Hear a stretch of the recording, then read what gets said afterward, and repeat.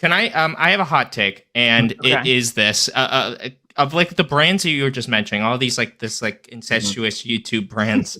The one that I kind of, maybe this is just my opinion, I personally think kind of transcends that YouTube brand into like real brand is Bare Knuckles. Yeah. What's your take on that? And like, how do you imagine you could pull off the same thing? Great question. I think respect for Jacob Keller, first of all. Like, he's a cool guy, great guy. I've met him really, really briefly. He did not know who I was, but I knew who he was. Whatever. I was like, but yeah, Keller's cool. I would love to see that. I mean, like, what Keller did with his brand is amazing. And I think his designs really are universal and they speak to people super well. Yeah. I'd love to see that. I'd love to, in a way, I'm a little bit more competitive. I'm very competitive. And I'd love to see myself go further than that. But yeah, like, no, like, I'd love to get to the Bare Knuckles level or even get above. So you, Kilian, please. Mind if I ask please. Yeah, I'm curious because you mentioned kind of transcending the YouTuber merch thing, right? Yeah. And this is something that I think about a lot, which is that running a brand, a kind of like successful brand, and being like a personality in this industry sometimes don't mesh well. Like, to be successful as a creator, influencer, or whatever, there's kind of a transparency and openness and eagerness to it almost. You're putting a lot of yourself out there. Whereas a lot of the most successful brands have a bit more like mystery or aloofness, this kind of laid back ease or something. Do you ever feel like the kind of juxtaposition of those things?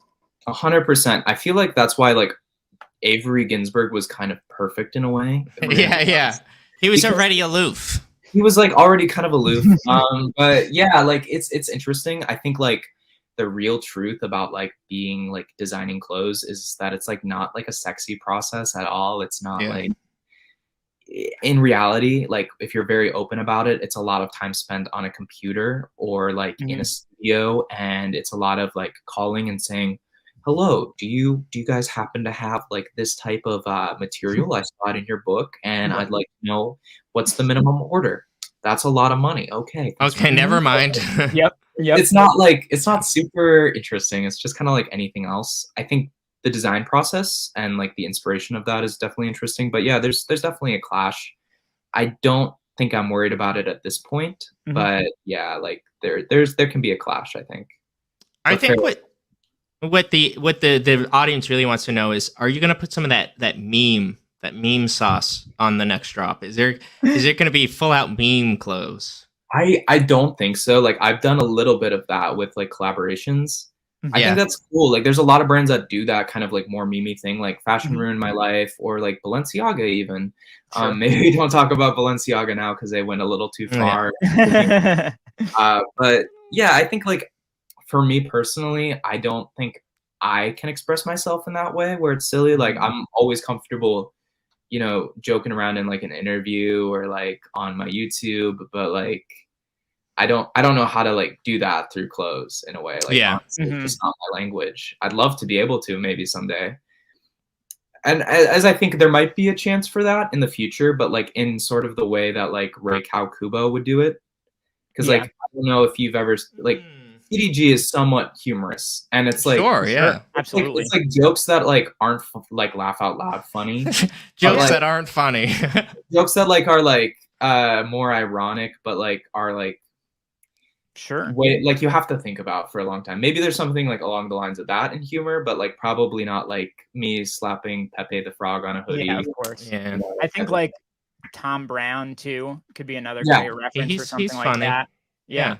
I mean, Rick is funny. We all know that. He does funny things. Rick is very funny.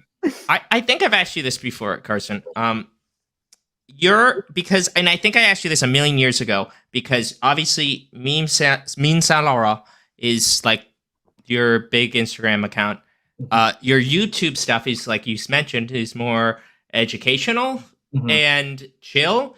I think that there's an interesting, not a disconnect, but there's an interesting quality where you might be known for being a funny, hilarious guy, or you might be known for being a completely unfunny, uncharismatic. No, what's going on there? Why is there a disconnect between the intent of like making this garment, these hoodies with like all these cool references? It's brutalism, it's experimental music. Mm-hmm. Why? How does that happen? I don't know. I think like that's a great question. Honestly, I don't know because like I think I've been asking me like we've definitely talked about this before where people are like come on my YouTube and they're like, "Well, I learned something, but you're not as funny as that." Yeah, exactly. But it's like yeah, I just think it's because like very uniquely in my life I had the chance to separate those two things because in one sense I excelled at one thing and I put that all on one platform. I excelled at making memes. And then in another, you know, kind of thing, I, for some reason, just the way I've done YouTube has, I mean, I suppose some videos are a little bit more funny these days, but like less so, like, especially when I first started, I was like, just like the way I did like the educational stuff, it just was like, I didn't know how to like put a joke in it, I think when I was young. Yeah, right. A little bit more these days, you know, it's just as I'm kind of loosened up, I guess. But I think it's just because like, I had two different areas to put different subject matter and it just didn't mesh super well. As far as my brand goes, I don't know. Maybe that's just kind of a more of an expression of my more serious side. I'm really not sure. I think it's just, I'm going to be honest. I think it's really, really hard to meme, to be serious about your memeing within clothing. Like there's such a small subset of brands that have been able to pull it off. Like you mentioned some Balenciaga stuff, some like Vetements stuff. It's still Demna, right? But even then, there's a lot of misses. Moschino. Meme stuff. Moschino, sure. And that's the thing is that there's a lot of misses and there's a lot of ways where it can go wrong. Yes. Yeah. And I think it's also just harder to do, like, for example, like when we're talking about like avant-garde art and comedy and kind of irony, it's super hard to do it, I think, with clothing because it's also a product. Yeah. Right? Yeah. And it's also something you consume. And it also, when you read a funny avant-garde book, like maybe David Foster Wallace, for example, the only thing you're expecting from that is the like consumption or the entertainment. Yes. But when you're doing the same thing with a hoodie, like Demna at Balenciaga, there's also an expectation for that to be like a practical item.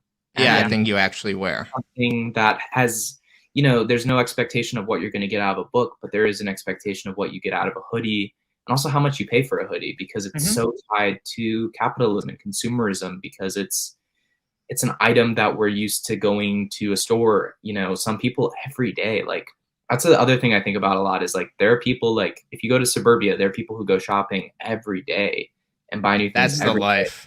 I wish. And it's just like you challenge that, it's a lot harder. Yeah, I mean, I think that makes a lot of sense. It's like at the end of the day, if you look at a meme, if you're on your phone, you look at a meme, you know, good, that was joyful. But if you go out of your way to buy something that's a meme, you've got, I don't know, you've got a different set of priorities. Oh wait, we got I've had this sitting here for like 4 months now, and I've been trying to make a video about it, but I haven't been able to find the way in. I've got this Vetements shirt right here. It says "I'm a virgin." But this is an old T-shirt. Yeah, and it's like, so this was probably a retail, right? Like a $600 T-shirt. And it's an ironic meme shirt that even given all that, only like 5% of people who see it will think that is A, funny, B, interesting, C, worth it. You know, it's so even the best, it's hard. It's hard. And you own it. And you own said T-shirt. I own it. That's crazy. Yeah. That is crazy. He's crazy. I don't know what's up with this guy. I'm wacky.